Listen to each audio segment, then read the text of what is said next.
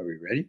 We're ready. I'm starting the recording. Hi, Right. I'm Lana Heckman Ayers, Managing Editor for MoonPath Press.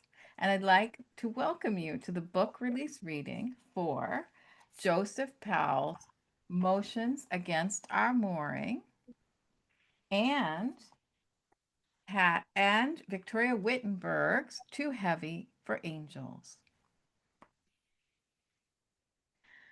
Joseph's poems look at love and loss and all the lives we live in between. Victoria's poems relate family tragedy and every hue of grief and love.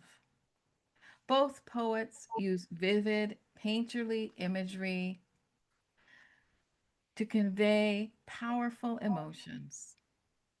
Poetry tells the stories of who we are, who we hope to become, the ways in which our experiences deviate from our desire, and testifies how we make it through those devastations. Poetry demonstrates all the ways in which we are the same, wanting to love and be loved, wanting the best for all we love, and how we endure loss and hardship and continue to carry on. Our first reader is Joseph Powell. Here's a little bit about Joseph. Joseph Powell was born and raised in Ellensburg, Washington. He taught composition, literature, and creative writing at Central Washington University for 30 years. He was Central Washington University's Phi Beta Kappa Scholar of the Year in 2004, awarded Distinguished University Professor in Artistic Accomplishment in 2009, and he's published 7 previous collections of poetry, including The Slow Subtraction ALS from MoonPath Press in 2019 and 4 chapbooks. Powell won a National Endowment for the Arts Award in 2009, an Artists Trust Gap Award in 2005, and a Tom Peer Award in 2006. 12 of his poems have been nominated for Pushcart Prizes. He lives with artist Lori Chandler on a small farm outside Ellensburg. Welcome, Joseph, and I muted you, so please unmute to read for us.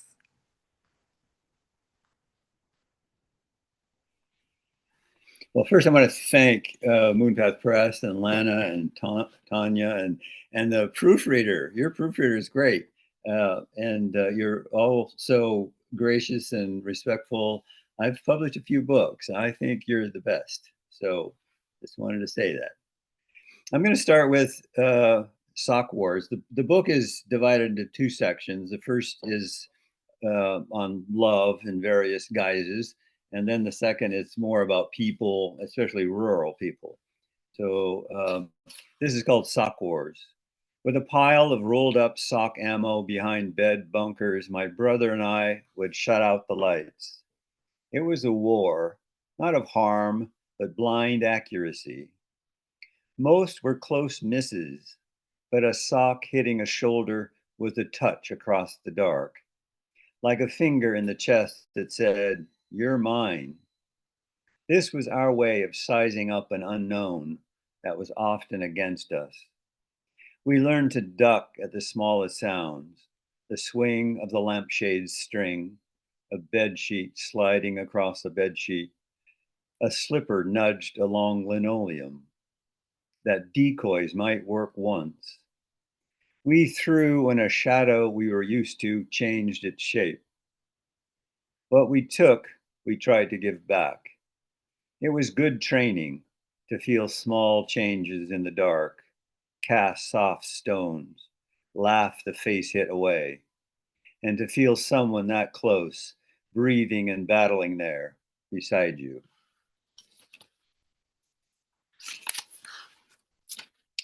The second poem is called First Kiss. And Tim Siebels had a poem that I thought was pretty romantic about his first kiss, and mine was not. And so I think I'll read it. The epigraph is those lips said bright wings when we kissed, wild and precise, as if she were teaching a seahorse to speak. The only wings were on each side of my heart as I walked up the dark cement sidewalk to her house. Religion was the elephant's foot on my brain, the weight in my chest. God's eyes everywhere.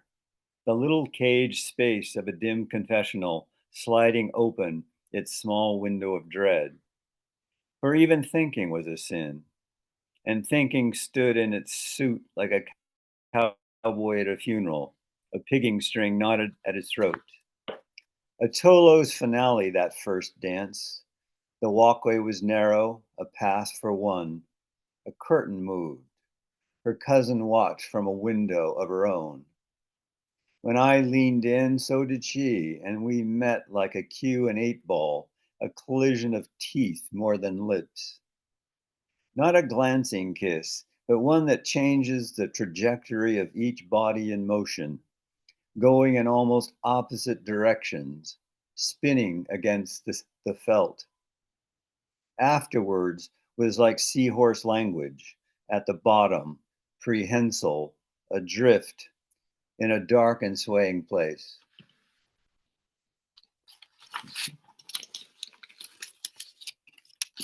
The third poem is called Love's Language, and I think it's self-explanatory, so I'll just read it.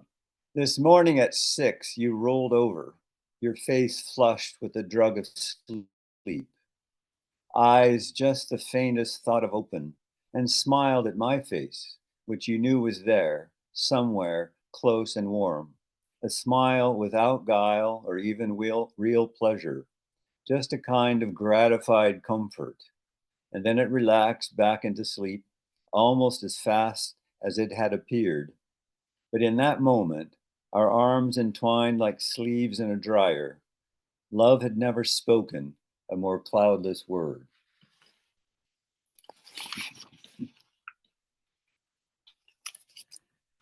The next poem is actually dedicated to my cousin who was, he lived to be 97, and he told me this story.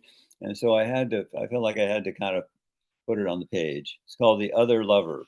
And my cousin's name was Don Davis. He started the Arboretum in Yakima.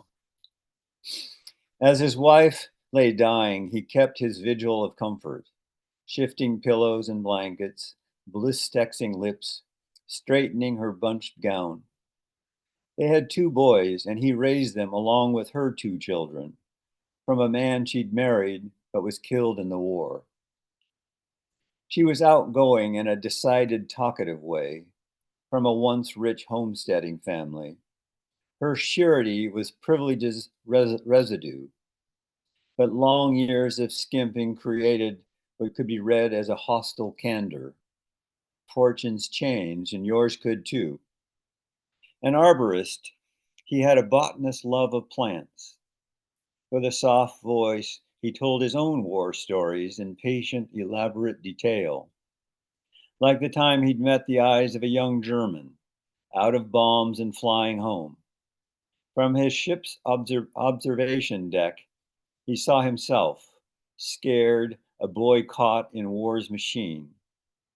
Their kindred looks exchanged the acknowledgement of their helpless passing. In her final bed, she lived in that haze of time where the past wore shiny button hats. When she began to call him by the soldier's name, the father of her first children, he answered, became the absent rival in her heart, for he had raised those children as his own. In her agitated fear, she'd gone back to that grief time could not undo. And now it spoke, stroked her hair, held her hands, brought little ice chips to her lips. He did not let this window her heart had opened close, but opened it wider, letting that old air in, where she had gone in the final reaches of her dying. After she was buried and all the dresses, shoes, sweaters were boxed and given away. It was this lie he could not move past. 50 years of love and small attentions seemed not enough beside this dead soldier who had stayed forever young. Had he been the underside of each hesitancy, each acquiescence in all their intimate years together? He'd let the dead have each other, but the dark in his house often came back to remind him that the soldier's eyes in the airplane had never really flown away.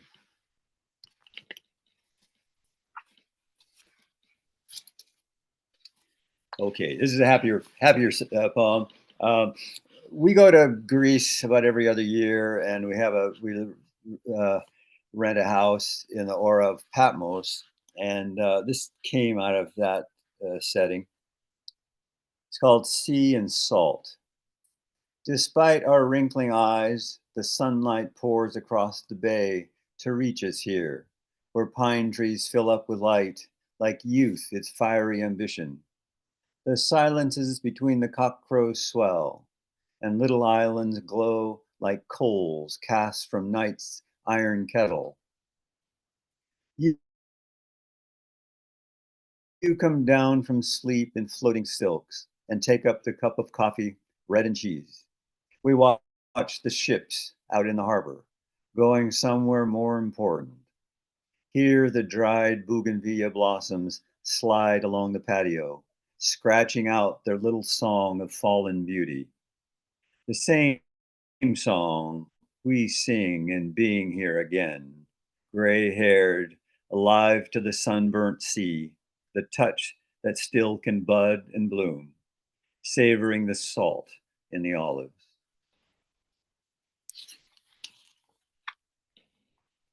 Okay, well, we're going to move into the other section of the book, and this one is called Wild Orchards. There are quite a few of those around Ellensburg where they're up tucked against the hills, and they still these trees still produce their fruit, and the homesteads are pretty much disappeared. But it's called Wild Orchards.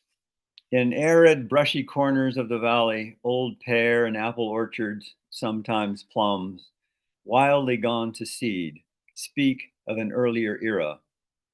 Their dead limbs stick out like gray cowlicks, brambling growth keeping the fruit small. How nourished and nourishing they once were, the seedlings traveling in homestead wagons to affirm the law that roots are roots, and sweat and equity that made the apple shine. Homesteaders packed water from the creek, pruned for pies and cider, fermented liquor. The land around them too dry and rocky to be bulldozed into farms. When they left or died, no one followed. Cabins falling slowly, elderberry or hawthorn growing out the kitchen windows, the logs themselves re-entering the rocky ground. Over 100 years now, these trees tightly hold each dry season, still bloom in that lean, abandoned way, for no one, like books about a life and labor gone by, turning their one purpose, page by page, into little knots of sweetness for those who come after and see what succeeds of passing time.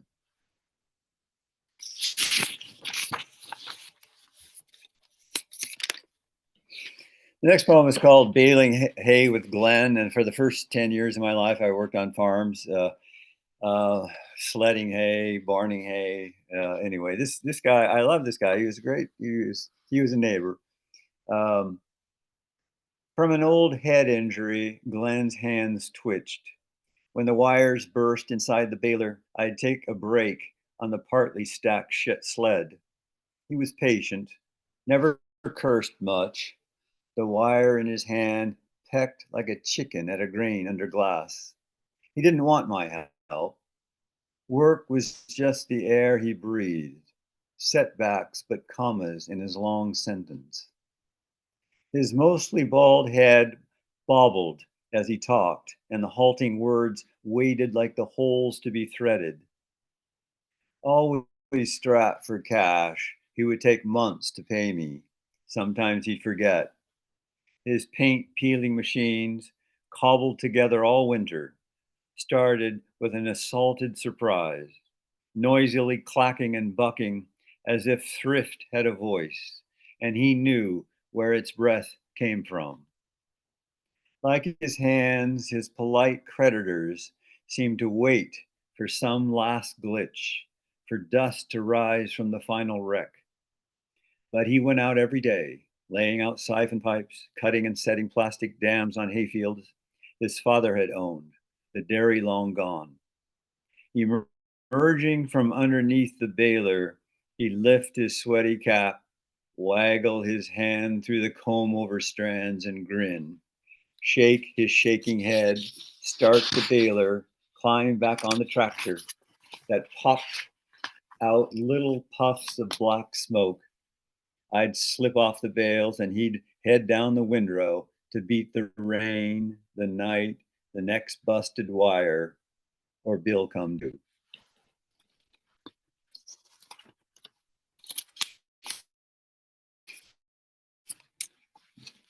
I'm going to read a little formal poem. I like formal poems. I know most people don't these days. And this poem is called Glass, and it comes after two other poems that are about racism in the book. And um, oh, to be as reflective as window glass, the same to everyone we pass. All the people we meet slip through as themselves, plain or in full tattoo, in wholesome day or nighttime shine, and leave no twisted mark or line. Praise to glass's amplitude, its skill, without the will to cut or kill.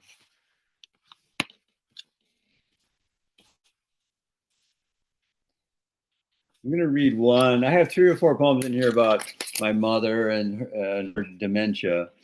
Um, and this poem is about after she was dead, though. It's called Walnuts. My mother's been dead for almost a year. She used to sit beside the fire with an old flat iron, a hammer and pick. The shells fissured and flew.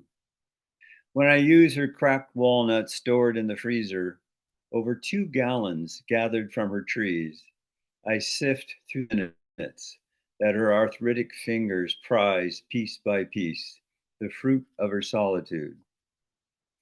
Her 7 children gone, her husband dead. I think of those years like pages her mind skimmed as she worked, disappointments, griefs, muscling their way through as her fingers picked at the crevices for some kernel of the firelit house, for some kernel the firelit house magnified by its emptiness. The quiet like a dog at her feet. The same quiet my father was still a part of. His pictures of oxen pulling massive logs from his father's logging days. 4 mule deer with arm-high antlers on a sagebrush hill. Her mother framed green embroidery, a ceramic Mary on the mantel shelf, portraits of grandchildren on one wall.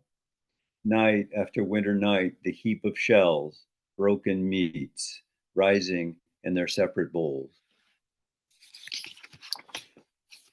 Okay, the final poem I'm going to read is called Holy Cross Cemetery. And that's where I'll end up. It's my relatives' feet point east, as if the morning sun still warms their souls, like the lands they came from. Couples sleep beside their children, as in their first pioneer houses. The larger headstones proclaim an importance we've mostly forgotten. Angels and little saints are perched to carry our stone souls aloft. Some stand like Moses' tablets before he saw the golden calf.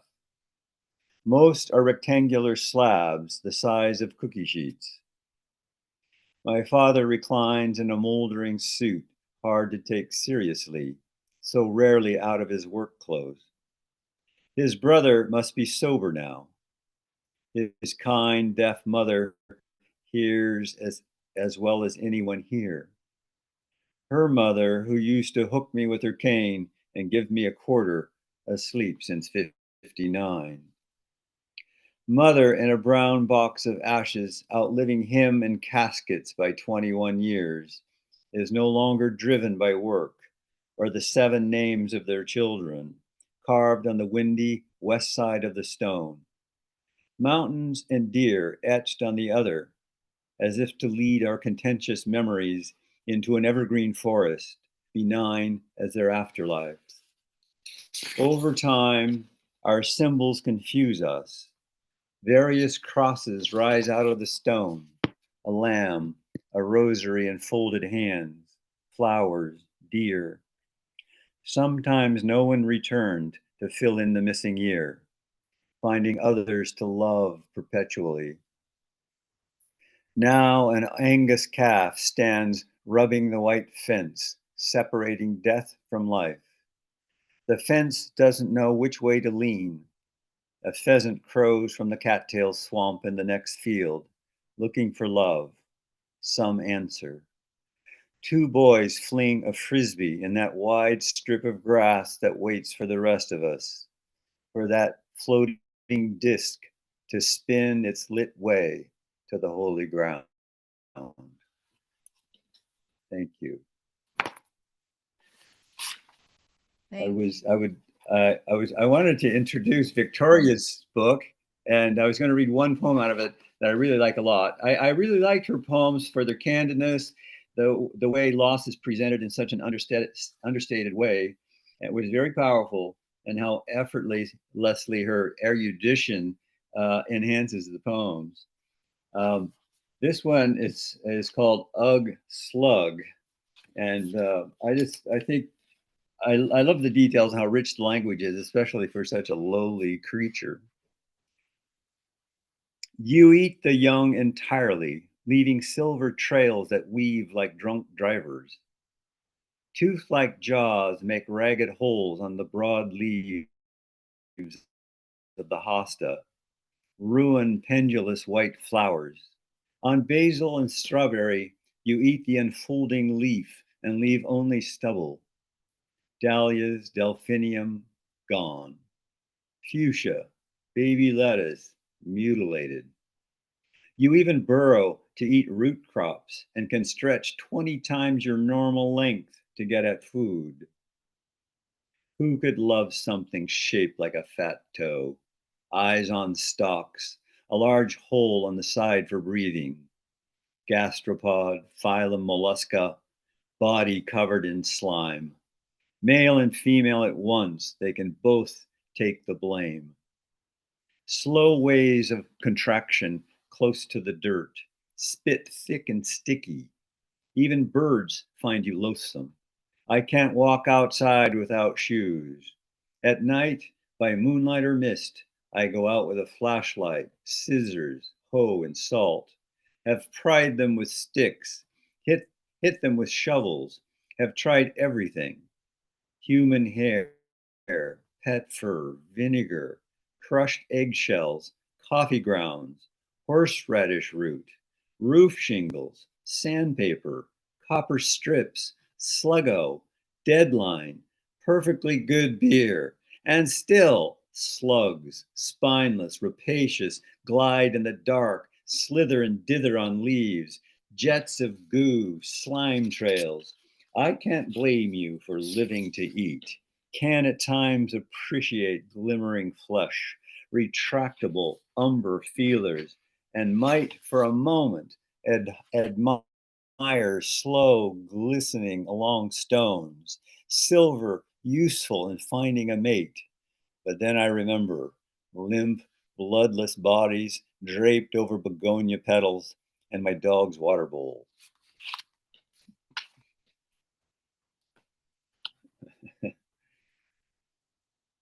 Thank you so much, Joseph, for that wonderful reading of your own work and for introducing us to Victoria's work in that spectacular reading of her Ugslug poem.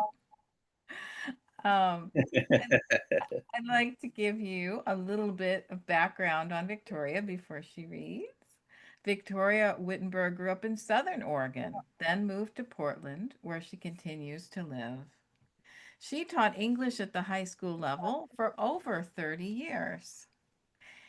After retirement from the Beaverton School District, she began taking classes in drawing and painting while still continuing to write. She won the Richard Hugo Prize from Poetry Northwest and the Academy of American Poets Harold Taylor Prize at the University of Washington. Her first collection, A Bird Watching, came out in 2023 from MoonPath Press, and a poem from her book entitled Blue Heron was nominated for the Pushcart. Her poems have been published in many journals, including Cloudbank, Poetry Northwest, Seattle Review, Willow Springs, and others. Welcome, Victoria. Please unmute and read for us. Thank you, Lana. And I want to thank you for publishing. I worked so hard and all my life. I had, one of my goals was to have a book published, and to think that I've actually published two when I'm in my 80s is sort of hard to imagine. But I'm grateful to you, to MoonPath Press. And like Joseph said, I'm extremely grateful to your proofreader. I think she did a fabulous job with all the various mistakes and so on. Thank you, Joseph. I love your work. Thank you for reading my silly slug poem. I love what you do with the folks in Ellensburg and all their complexity and multiple feelings and events. I would like to actually start this reading by reading one of Joseph's poems. I particularly like it because it relates to how people respond to artwork. In this case, it's public art.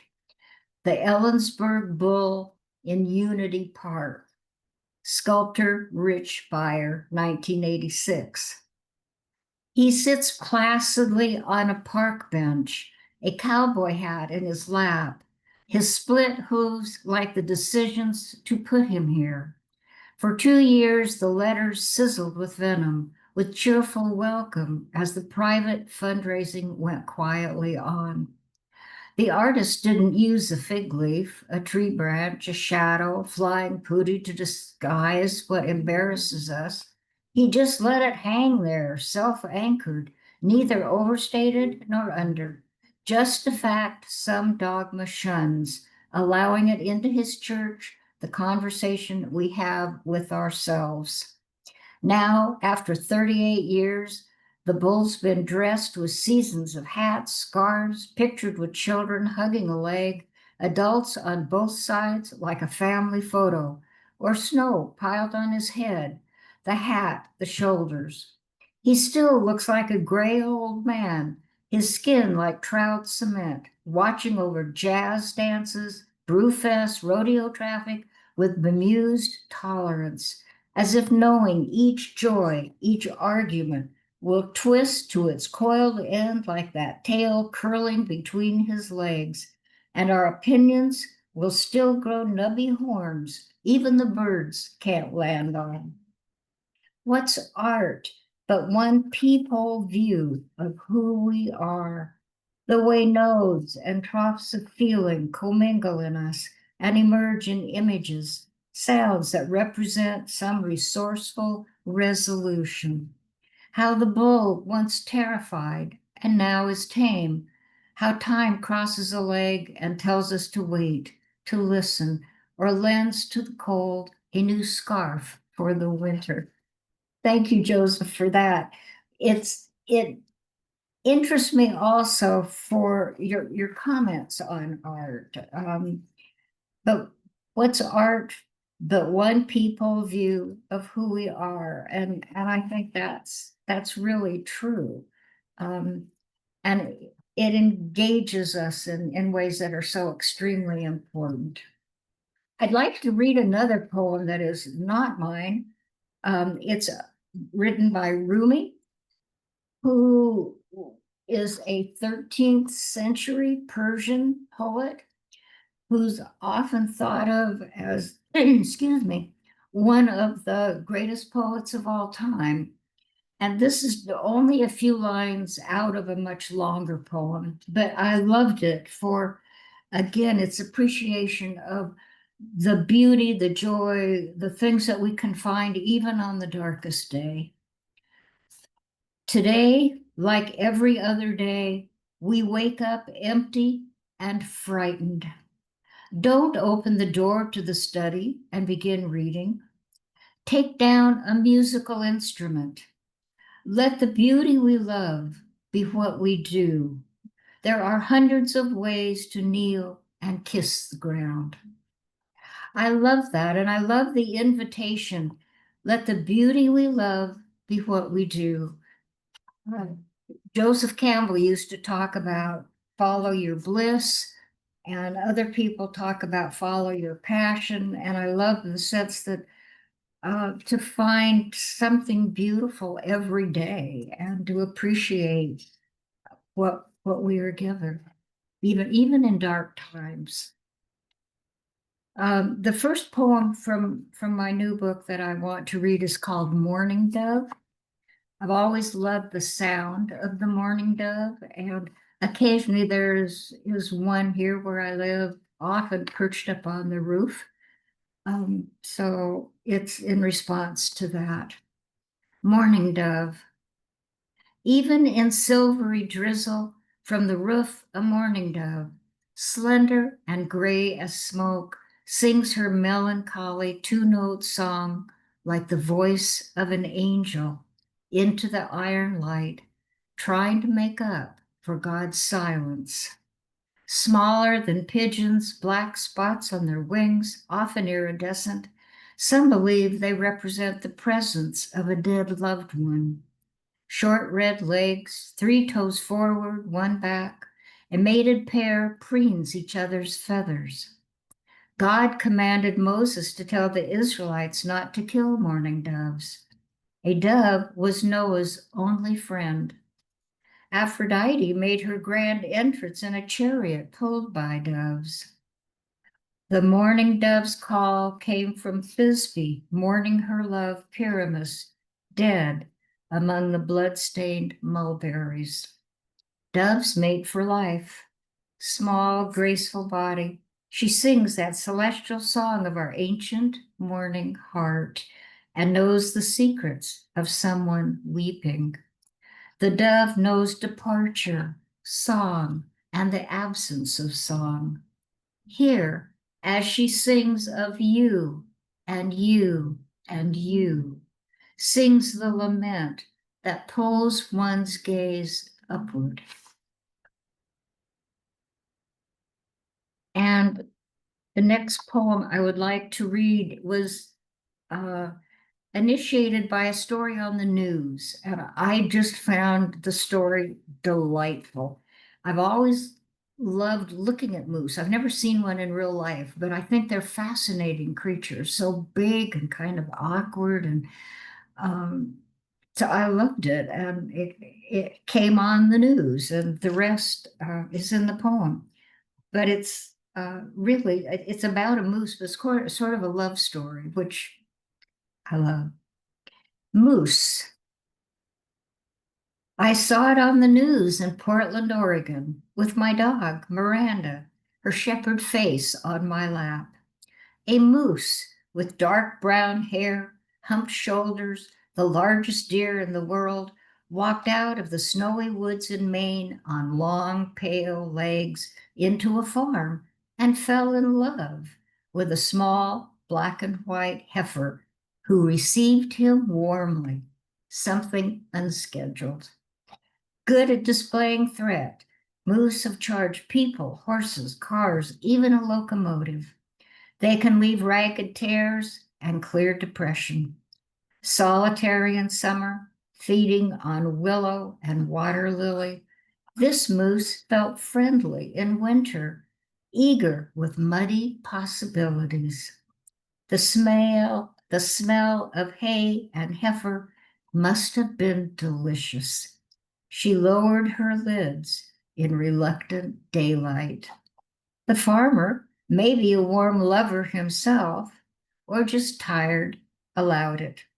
Neighbors, maybe hungry for lovers or curious, came in hats, scarves, heavy coats, carrying their cameras, long lenses extended.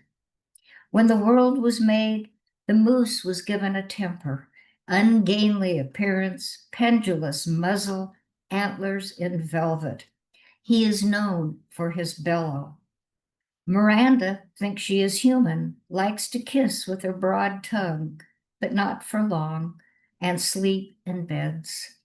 She chases all the dogs from our yard, but lets the humans in without discrimination. In winter, days have a cold blue edge. Farmers rise for work and come back in dark. Sky and earth, forest and farm, dog and human, moose and heifer blend in translucent snowlight.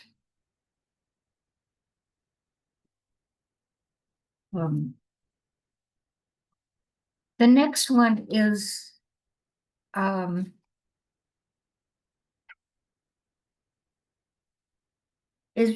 about my son. There was a sequence of deaths of the people I loved. Well, my parents, then my sister and my brother, both my children, my daughter and my son and my husband. And I am haunted by that, dream about it often. And it is just part of my life these days. This poem is called Reverse. My son is alive again and wants me to ride with him to pick up our dog, but our dog died 9 years ago, and my son does not have his driver's license because he cannot pay all the fines and does not have a car. When he was using drugs, the devil, that trickster with big teeth and red hair, kept telling him to do things, and he had to hit the walls hard enough with his tight fist to find the camera spying on him. Like a superhero, he wants to beat up the bad guys, but he gets confused and thinks my nice neighbor, who is going out for a run, is a spy while his wife is pregnant and weeping because she already has a son who is 20 years old, but not speaking to her. My son thinks the person throwing a truck at him is trying to kill him, so he has to throw it back. A red truck, red like the wagon he had as a child. We ride in my car, but it only runs in reverse, and the brakes are frozen. We leave his tattoos, the meth, needles, the warrants in our tracks, roll past our old house, the front porch, lilacs, roses, a maple, past his old school where he leapt like a dancer on the basketball court until he was kicked off the team for drinking, and he wept. Where he went to the prom with Jackie, past the big-breasted woman who slurred around him, spilling her drink on his shirt and gave birth to a son fathered by him, past the rehab centers, their deceptive trees, past his father with guns and cases of beer, past the stone church, and keep looking for a boy and his dog.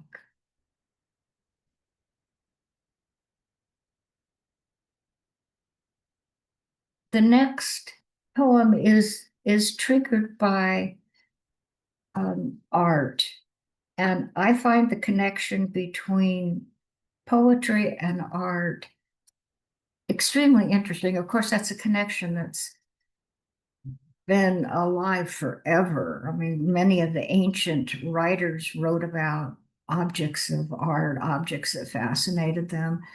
So poets write about art, painters and sculptors make art based on poems, and that relationship has gone on forever.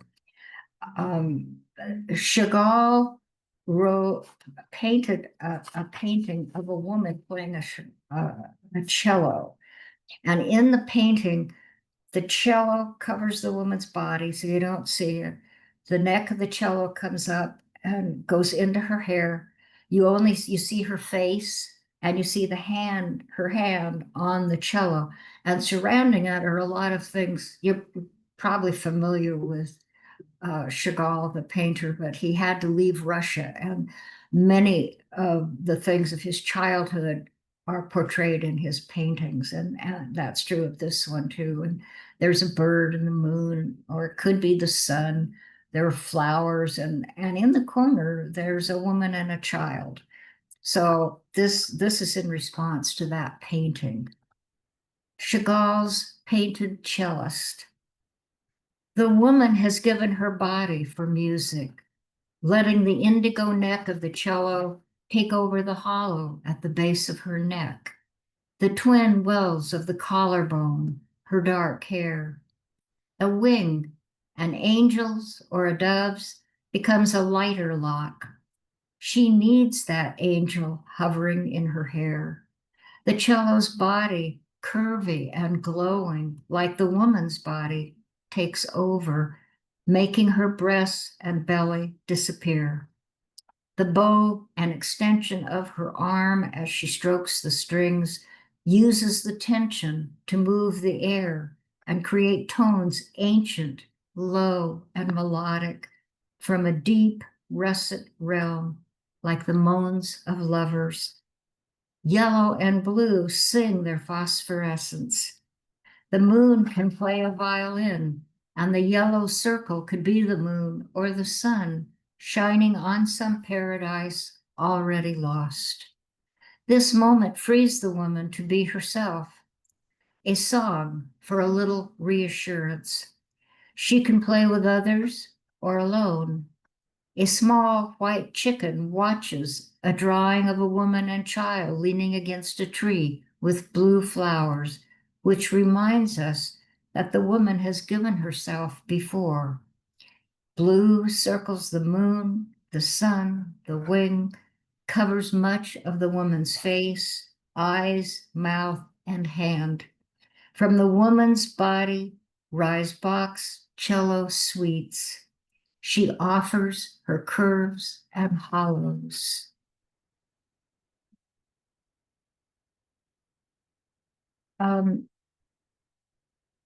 And the last poem I will read is simply triggered by flowers, by tulips. And these particular tulips were called apricot parrots because of their color. Apricot parrots. Put a penny in the vase and tulips lift their bowed heads. Petals streak flame on the inside, fine ridges uniting deep gold and copper. Somewhere, a woman in a black dress turns her head to a man, loosens her lips, her hair.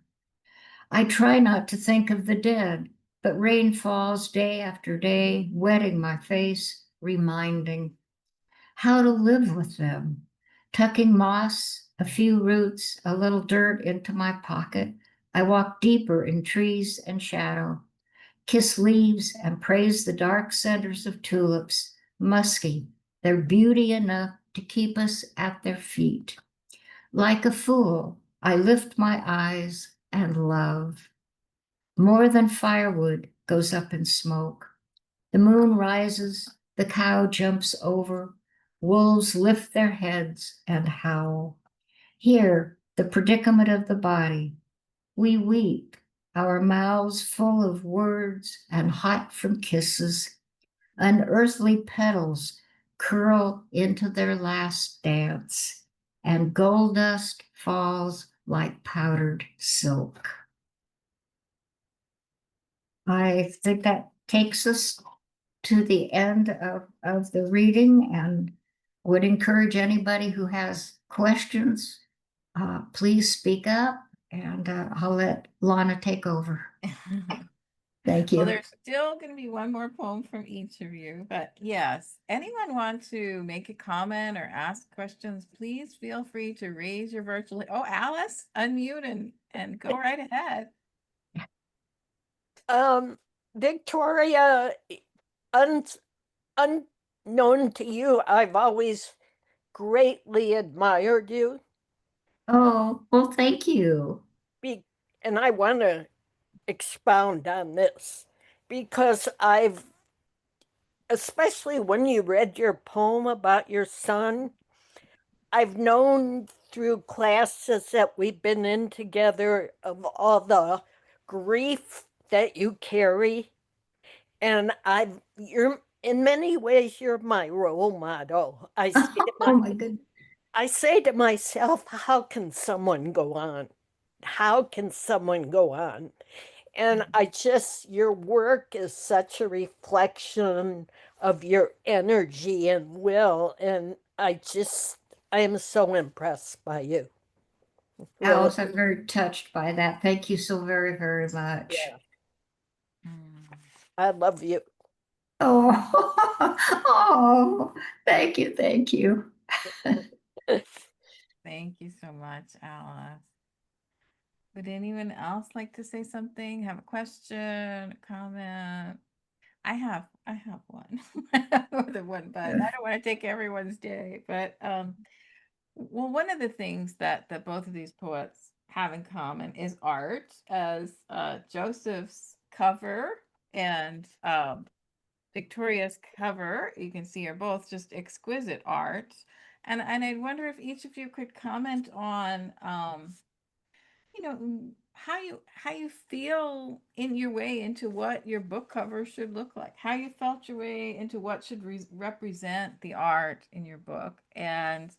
Um and I don't know, I think the artists are both here, because I know one of them is Victoria herself, and the other one is, I think she's here too, and she may want to chime in. So Joseph or Victoria, would you like to talk about how one goes? Joseph, go ahead. Go ahead. We'll alternate. Okay. You're on mute, Joseph.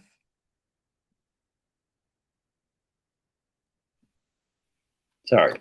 Yeah. Well, I knew the title of the book, and we like I said, we went to Greece about every other year, and so I wanted a Greek boat actually for the cover, and so we went round and around the island trying to find one, but I wanted something very simple. I didn't often these little quaint Greek boats are very ornate, and so we found one, and then Lori was able to paint it. So I like that part of the process where we got to confer about that and think about it.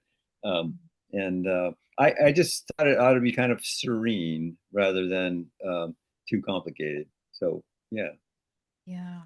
Yeah. I mean, it's an exquisite painting. I haven't seen it in life, but on the cover, it's just exquisite. Yeah.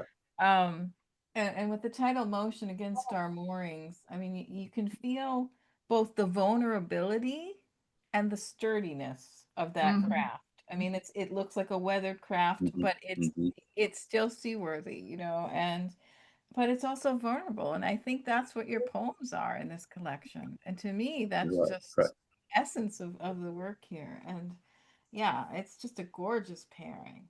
And Yeah. I think it's true that some people do pick up books because of their covers, or, they'll see the photograph online and think that looks like something I want to read. And so as I write poetry as well, and I want to invite people into what the essence might be. And I think that Lori has captured that. I don't know if she's shy and doesn't want to say anything, but Lori's really captured the essence, I think, of your work so beautifully. I think so too. Thank you. I like the little tethers too. I mean, that was a central metaphor in that poem, and yeah, it all worked out great. Yeah, thank you. And Victoria, what about yours? Well, my first response to that is I wish I had gone to Greece to find the cover. I'm so sorry. It all happened just right here in my little place. So that's terrific. You can do that. Goodness. I guess my cover is narrative, and I made the collage first thinking about home, I think home has been a struggle for me to find home, to be home. What is home? Is home safe? And in the collage, we don't know if that's the woman's home or not. Why is she outside?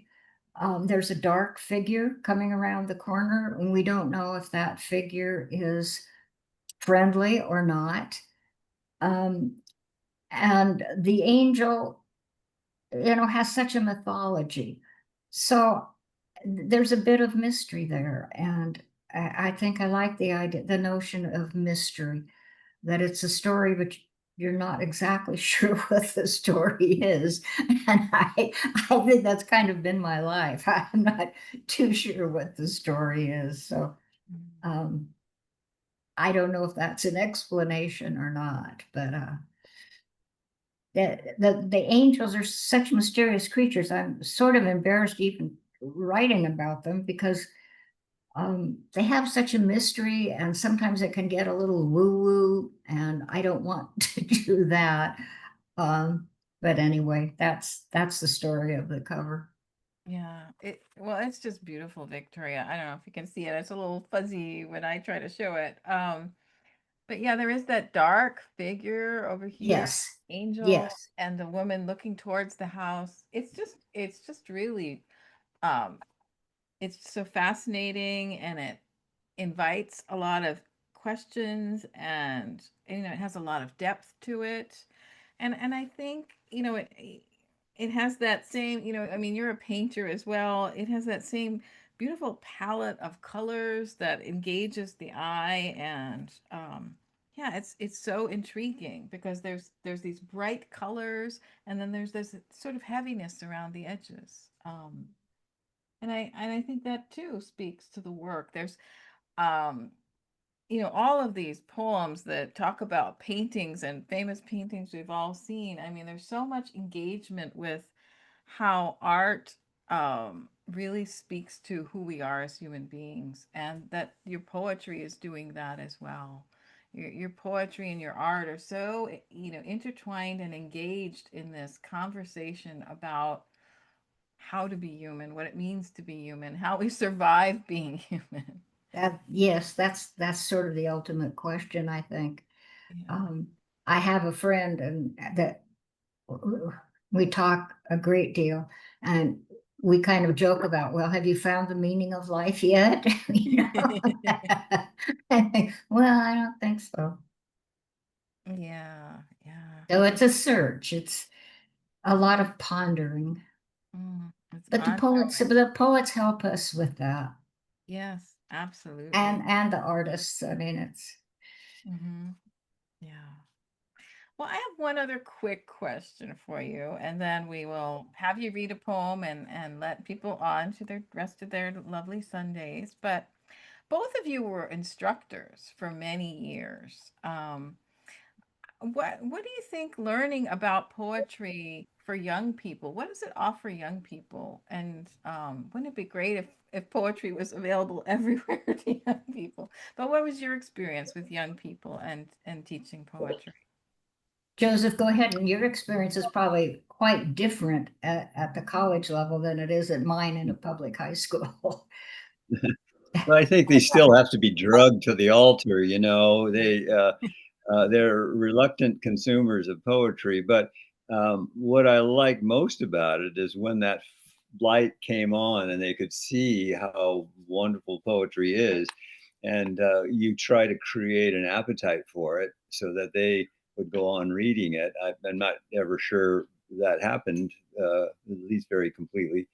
But I think the most exciting classes are when they turn on that light and they can, and they ask very good questions about the poem. Some questions that you hadn't asked yourself, and that's the fun part. But I'm kind of saddened by the cultural fact that we are kind of disassociated from poetry. Yeah, yeah. How about you, Victoria? Yes, and that's true. And sad not only that most people don't read poetry, and that in general, people are reading less and less in general. I find that horrifying.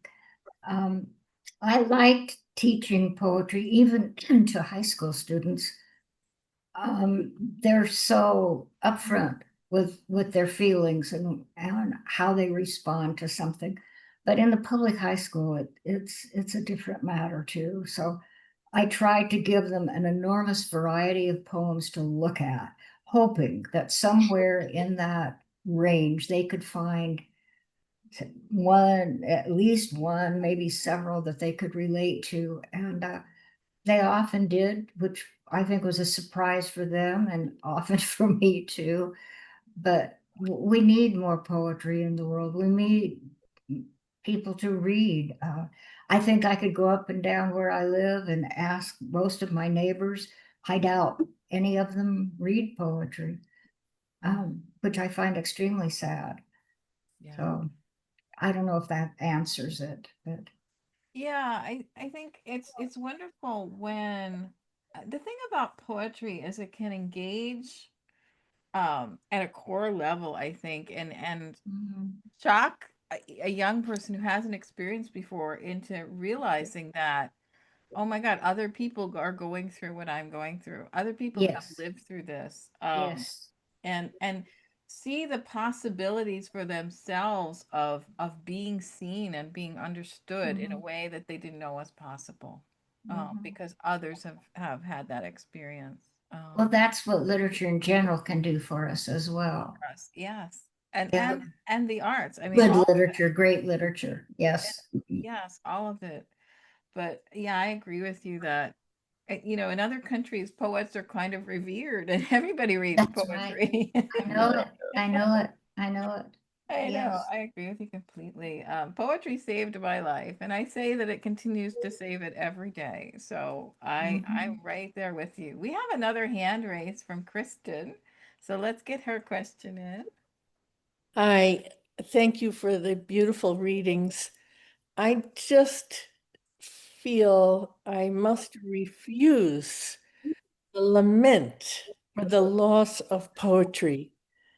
This is the second event I've been to in 2 weeks in which the main speakers have lamented the loss of poetry. And I cannot help but think that it's because we are defining poetry far too narrowly.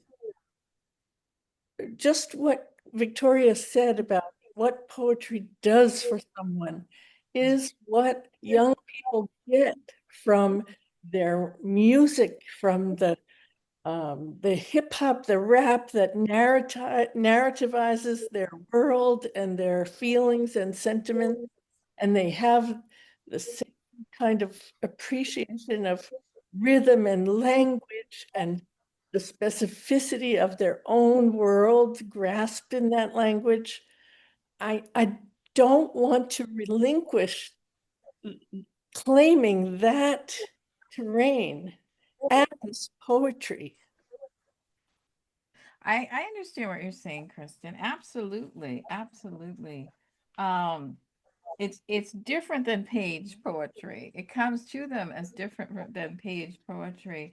I think it's just that we want to give them all of the resources available, whether it be, in the music or in the books. I think we all need every possible outlet for our engagement with, deep understanding, deep compassion, a literature that helps us understand the world better. And I think you can do that absolutely through all the arts, including music, including all kinds of music. So I'm with you on that, Kristen.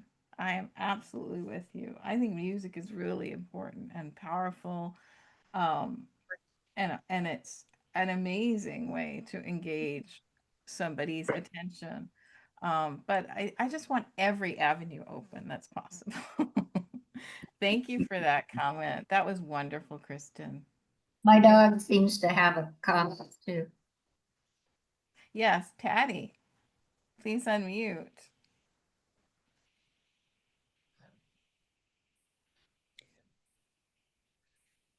I I think people are amazingly open to poetry. I do not believe they are close to it one bit. And I have experiences. I live in a senior residence and I run a poetry group here. And I started, and these people that have joined and more join all the time had almost maybe in high school or college, they had been exposed to poetry. And they have just devoured it and have written themselves. It's just that they hadn't had the opportunity. We need to have more places where people, and well, of course, how do you make them know they're going to love it? I don't know, but once they get into it, they do love it. And it's been just an amazing experience for me, and I think for them too. And we're even going to have a poetry reading with the poems they wrote. And what's interesting, of course, they're pretty educated, intelligent people, but right away they get the poetry right away. And then it's like something maybe Joseph said, I think that they give me insights into poetry that I never had. So it is kind of like it. I just don't think it's dead in us at all. I think we want it anyway. Yeah, that's great, Patty. Patty is also another MoonPath Press author, and she's an artist as well. Um, yeah, the problem is that I think that's true. I think a lot of people don't realize they like poetry because they haven't had enough exposure to poetry. They haven't realized that poetry is something for everyone. And it's not just, uh, Samuel Taylor Coleridge. It's not just, the poets of another era, but there's lots of poets speaking every language, and there's, the poetry of rap, as Christian told us. And yeah, they don't realize that, yes, it can speak my language and it can teach me about myself and it can teach me about the others in the world. It's true. It's a question of how do we get more exposure? How do we just, offer a poetry book every so often that as a holiday or birthday gift and hope they read it, perhaps. I don't know. But we need lots of poetry everywhere. You know, there was a local radio show when I lived in New York that featured a poem at the start of every hour. I mean, it was just a little local station, but a poem at the start of every hour. I mean, that's great. Why not do a poem at the beginning of every podcast, whether it's about the news or about tourism? Why not a poem? I mean, we can get poems in all kinds of places. So anyway, that's just me going off about it. And as a poet myself, the most engaged audience I've ever had for my poems is when I read in a venue where people weren't coming to see me. They were coming to see the art exhibit, or they were coming to hear the musician or the band, and they heard me, and they were so engaged because they don't normally listen to poetry, and it was something new and it was something different, and you know they realized, hey, maybe I like poetry. So I just encourage everyone to put poems everywhere they can. I had a teacher when I was younger, Tony Riccio at the Boston Center for Adult Ed, who said, you know, go to go to a thrift store, slip your poems in between all the books, the used books for sale. Go to Sears, go to the Sears department store with a handful of magnets, put your poems up on the refrigerator. See Get your poems out into the world. Let people see that they matter and they speak to each other, and they're ways of engagement. So thank you for that, everyone. Thank you for vivid questions and intelligent comments. And we'll close out after we hear one more poem from Joseph and then one more poem from Victoria. Okay, great. This one is called Prayer. And it refers to a Milosh poem, also called Prayer, I think. Milosh said prayer is a velvet bridge that takes us aloft, and the sun stops, and the world is gold, and you enter a realm where everything is the opposite. People could love each other, Lies vanish because the spirit already knows what you'd like to hide. The prayer might begin selfishly, a request for something undeserved, overdue, some kindness another will visit upon you. You want a black wing to lift and fly off, cawing. It's velvet because silence shapes the contours and thus cushions the way word leads on to word. You look out at the grand infinity of things. Your invisible voice goes out to meet it, as hopeful as those Tahitians in canoes paddling out to the heavily masted ship, a cautious marvel infused with fear. A war might return in that canoe, a new imperial order. Change, sail the wind pushes along, or luffs. Each sentence has in it the scent of earth. Even the blue above and the enlightened nimbus of your own clouds receiving the grace of your fervent attention.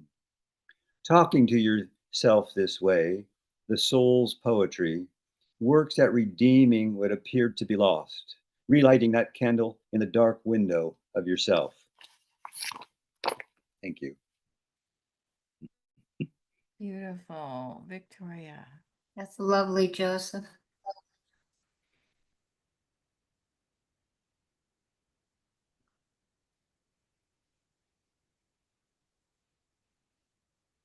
Wow. Okay. All right. Do you want me to go? Are you?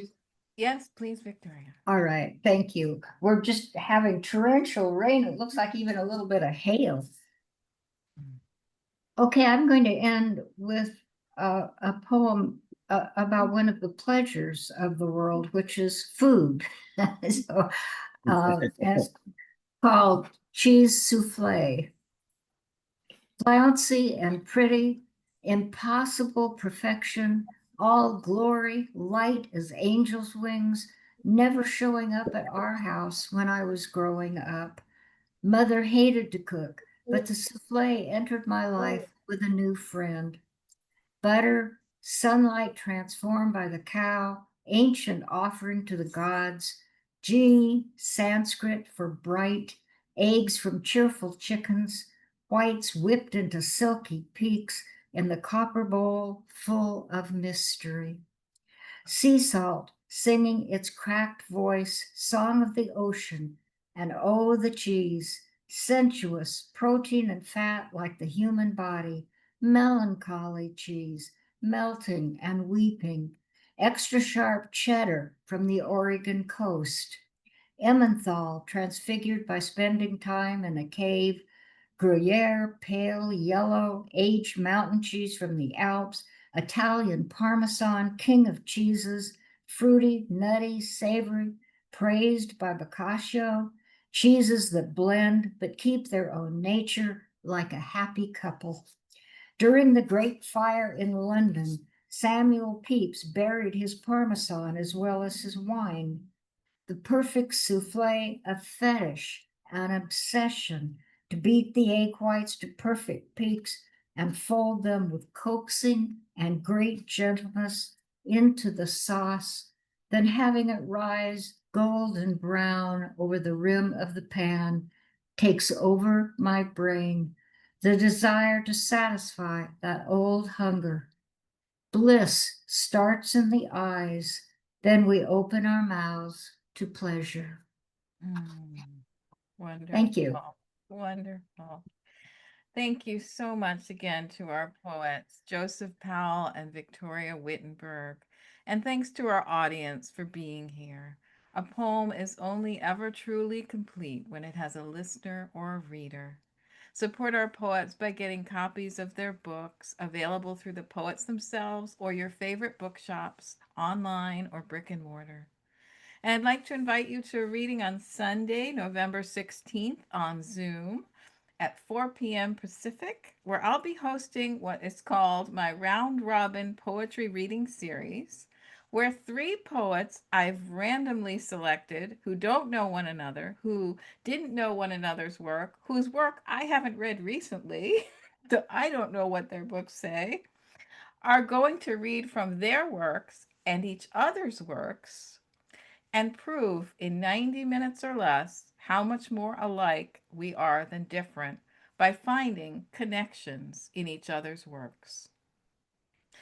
Until next time, may we all reach out to one another with kindness and find poetry everywhere we look. Remember, we're all in this together. Stay strong, stay safe, stay compassionate. Bye for now. Thank you. Thank you. Thank you, everybody.